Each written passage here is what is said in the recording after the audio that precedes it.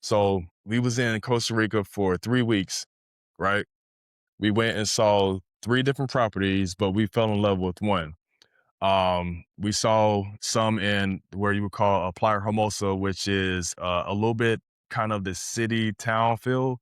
And then you have Playas del Coco, which is basically a city. And then you have Potero, which is an hour away, but that's sort of like a townish city as well. So we set our final to go place in Playas del Coco, where we actually purchased those two properties.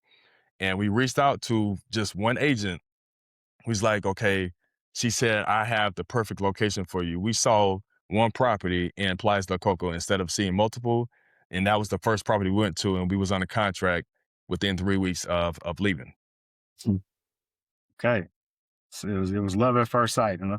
Yeah. So I don't know how to explain it, but there is very, I don't know.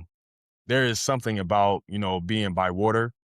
And especially when you're going to Costa Rica, it's like once you get off the plane, once you get into the country, it's like this weight of on my shoulders just kind of just relax.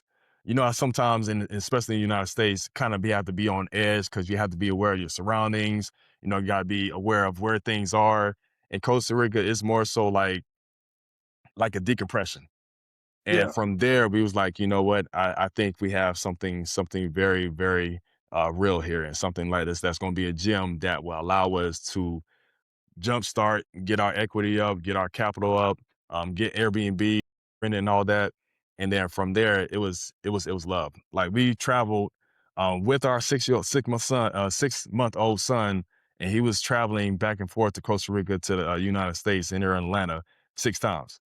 And people were very shocked that we had our son in tow, and he was coming everywhere with us. Because the biggest thing for me is not only having our son experience the things here in the United States, but I think what drives humanity in general is us being able to see different cultures, have different experiences, and from there he can learn that, hey, everybody's different. You don't have to have the same culture here in the States that they have in, let's say, in Costa Rica or they have in Dominican Republic.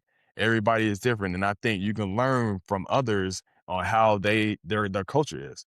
So I wanted to instill like, hey, you're gonna be diverse. You're gonna experience different cultures. You're gonna know what's out there.